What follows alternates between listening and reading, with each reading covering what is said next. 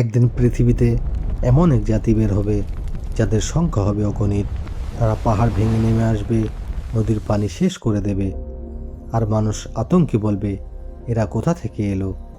কোরআনে আল্লাহ তাআলা যাদের কথা বলেছেন তাদের নাম ইয়াজুজ ও মাজুজ।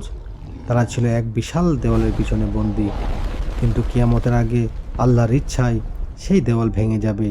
তারা পৃথিবীতে ফিতনা ছড়াবে, ঘরবাড়ি ধ্বংস করবে, মানুষ পালিয়ে বাঁচতে চেষ্টা করবে। তাদের গতি হবে ঝড়ের মতো, আর সংখ্যা হবে সমুদ্রের ঢেউয়ের মতো। হাদিসে এসেছে, তারা একদিন একটি নদীর পাশ দিয়ে যাবে আর বলবে, এখানে তো একসময় পানি ছিল। তখন মানুষ অসহায় হয়ে বলবে, হে আল্লাহ, আমাদের রক্ষা করো। আর আল্লাহ তাআলা তাদের ধ্বংস করবেন একটি অদৃশ্য রোগের মাধ্যমে।